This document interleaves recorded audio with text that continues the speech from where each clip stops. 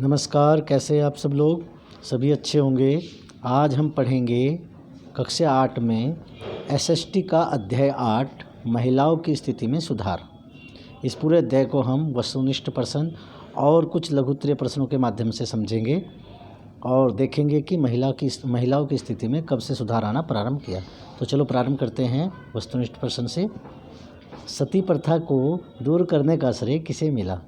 तो सती प्रथा को दूर करने का श्रेय मिला, जो नीचे इसमें ऑप्शन दिए हैं उनमें से लॉर्ड विलियम बेंटिंग को। ये बेंटिंग है, बेटी नहीं है, इसको सही कर लेंगे। लॉर्ड विलियम बेंटिंग, इन्होंने सती प्रथा पर प्रतिबंध लगाया था। प्रश्न 2 है, हरविलास शारदा के प्रयास से 1929 ईस्वी में शारदा कानून बना। शारदा कानून किससे संबंधित था? तो शारदा कानून था जो है वो लड़के और लड़कियों की शादी के लिए न्यूनतम उम्र से संबंधित था। इससे तय हुआ था कि लड़का की और लड़की की उम्र कितनी होनी चाहिए शादी के समय। पहली बार दिल्ली के सिंहासन पर बैठने वाली महिला कौन थी? जो दिल्ली के सिंहासन पर बैठने वाली पहली महिला थी वह रज़िया सुल्तान थी। यह 1236 से 1240 तक इसने शासन किया और इल्तुतमिश की बेटी थी, जो पहली बार दिल्ली के सिंहासन पर बैठी। दिल्ली सल्तनत उस समय शासनकाल चल रहा था। प्रश्न 4 है, किस भारतीय समाज सुधारक के प्रयास से सती प्रथा का अंत हुआ? तो कौन था भारतीय समाज सुधारक? वो थे राजा राम मोहन राय, जिनके प्रयासों से भारत में सती प्रथा का अंत हुआ। सती प्रथा पर पहला प्रतिबंध किस राजा ने लगाया? दो सर्वप्रथम इतिहास में जो प्रतिबंध लगाया वो लगाया था हर्षवर्धन जी ने। हर्षवर्धन जी ने जो है, चूँकि ऐसा इतिहास में वर्णन है कि हर्षवर्धन की माताजी जो है उनके पिताजी के साथ ही सती हो गई थी। इसके बाद हर्षवर्धन ने अपने साम्राज्य में सती प्रथा पर प्रतिबंध लगाया था। प्रश्न 6 है, सती प्रथा का प्रथम प्रमाण किस अभिलेख में मिलता है? तो सती प्रथा का प्रथम प्रमाण जो है वो मिलता है एरण अभिलेख में। कहाँ मिलता है? एरण अभिलेख में। प्रश्न 7 है, हिंदू विधवा पुनर्विवाह कब पारित किया गया? हिंदू विवाह पुनर्विवाह कानून कब पारित किया गया? यह पारित किया गया 1856 ईस्वी में। कब पारित किया गया? 1856 ईस्वी में। प्रश्न 8 है, सती प्रथा पर पूर्ण प्रतिबंध लगाया। जो पूर्ण प्रतिबंध लगाया था वह लगाया था लॉर्ड विलियम बेंटिंग ने। ये हम पहले पढ़ चुके हैं। विधवा पुनर्विवाह कानून किसने लागू किया? तो विधवा पुनर्विवाह कानून लॉर्ड डलहौजी ने लागू किया। लॉर्ड डलहौजी ने लागू किया। किसके प्रयासों से 1872 ईस्वी में देसी बाल विवाह अधिनियम पारित हुआ? तो केशव चंद्र सेन समाज सुधारक थे, जिनके प्रयासों से 1872 ईस्वी में देसी बाल विवाह अधिनियम पारित हुआ।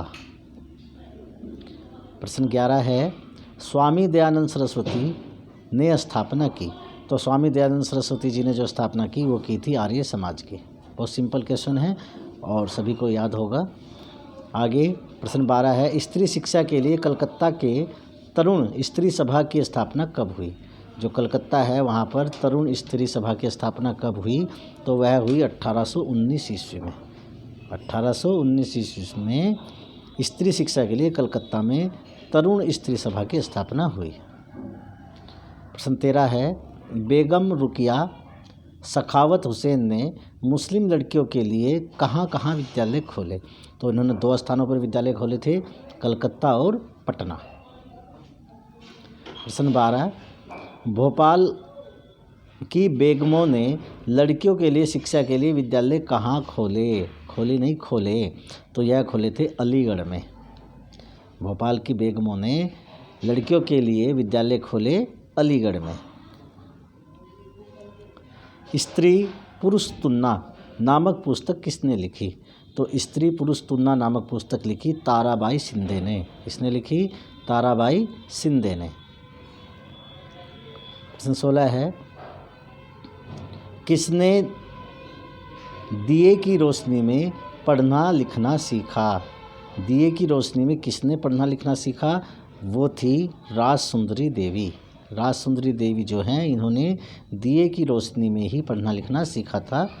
तो अब देखते हैं ये लघुत्तरीय प्रश्न। लघुत्तरीय प्रश्नों में हम देखते हैं पहला प्रश्न, निम्नलिखित लोगों ने किन सामाजिक विचारों का समर्थन और प्रसार किया? तो इसमें से कुछ व्यक्ति दिए हैं, कुछ महापुरुष दिए हैं, इन्होंने क्या क्या सुधार किए, इसका उत्तर नीचे देख लेते हैं। सती प्रथा का उन्मूलन। तो सती प्रथा का उन्मूलन जिनके प्रयासों से हुआ वो थे राम मोहन राय, राजा राम मोहन राय भी बोलते हैं। दूसरा विधवा विवाह। तो विधवा विवाह के खिलाफ, इनके विधवा विवाह होना चाहिए, इसके समर्थन में दयानंद सरस्वती जी, वीर सलिंगम पतलू जी और ईश्वरचंद विद्यासागर जी, ये जो हैं तीनों के तीनों जो हैं विधवा विवाह होना चाहिए, इसमें इन्होंने कार्य किया।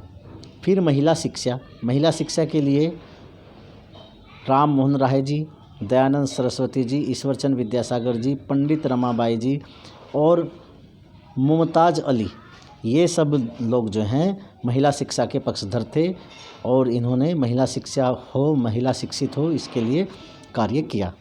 आगे है जातिगत भेदभाव को हटाना। जातिगत भेदभाव को हटाने के लिए ज्योतिराव फुले और पेरियार, इन दोनों ने जातिगत भेदभाव जो समाज के अंदर है उसको हटाने के लिए प्रयास किए और उस पर कार्य किया। प्रश्न 2 देख लेते हैं। प्रश्न 2 है, निम्नलिखित में से सही या गलत बताइए। तो इसमें सही या गलत बताना है, क्या सही है क्या गलत है। प्रश्न ए देखते हैं।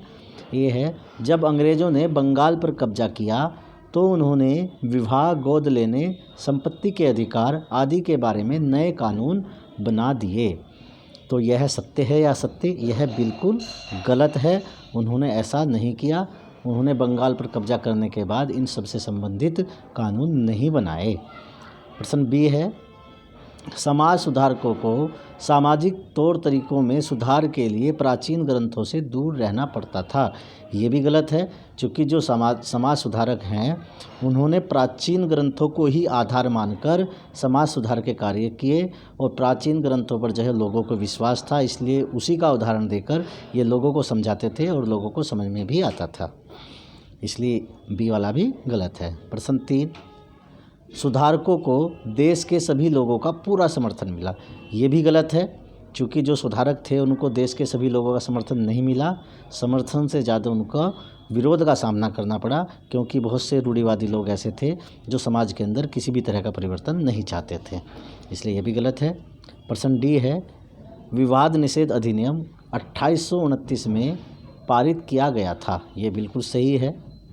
विवाद निषेध नियम 1829 ईस्वी में पारित किया गया था, सही है। प्रश्न 3 देखते हैं, प्राचीन ग्रंथों के ज्ञान से सुधारकों को नए कानून बनवाने में किस तरह मदद मिली? प्राचीन ग्रंथों के ज्ञान से सुधारकों को नए कानून बनाने में किस तरह से मदद मिली? तो इसका उत्तर देख लेते हैं। प्राचीन ग्रंथों के ज्ञान से सुधारकों को नए कानून बनवाने में काफ़ी मदद मिली। ऐसे सुधारक अक्सर पुराने ग्रंथों की बातों का उल्लेख करके अपने पक्ष में लोगों को समझाते थे। प्राचीन ग्रंथों के प्रति लोगों के मन में बहुत सम्मान होता था, इसलिए उन ग्रंथों की बातों के इस्तेमाल से लोगों को समझाने में सहूलियत होती थी। तो इसका उत्तर है। प्रश्न 4 देख लेते हैं।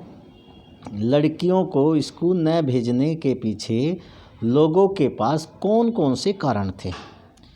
लड़कियों को स्कूल न भेजने के पीछे लोग क्या क्या तर्क देते थे, क्या क्या कारण थे? तो इसका उत्तर देख लेते हैं। लड़कियों को स्कूल न भेजने के पीछे कई कारण थे।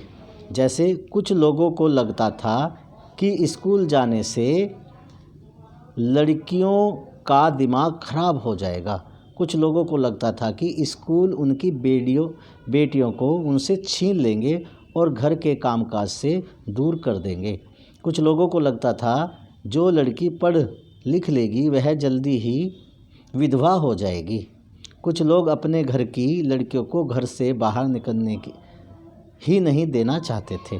तो इतने सारे कारण थे जो शुरू में लड़कियों को पढ़ने की बात आई तो लोगों को ये डर थे जो इस प्रश्न में दिए हैं, और उन्होंने ऐसे तर्क भी दिए।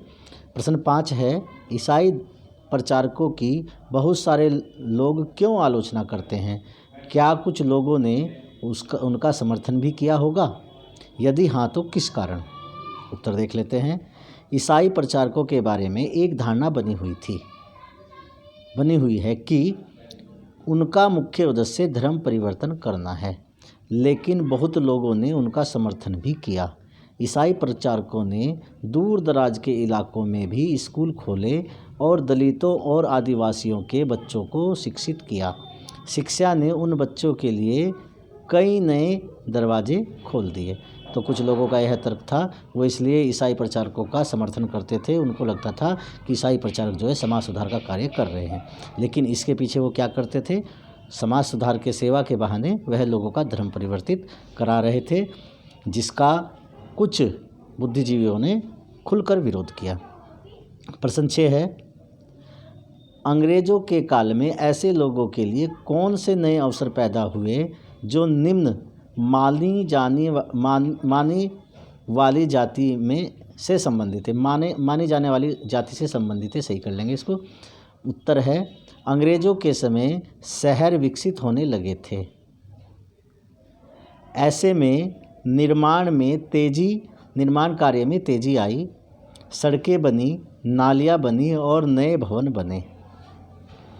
इन कामों के लिए मजदूरों की ज़रूरत पड़ी। तेज़ी से बढ़ते शहरों में माल ढोने के लिए कूली और रिक्शा खींचने के लिए मजदूरों की ज़रूरत पड़ने लगी।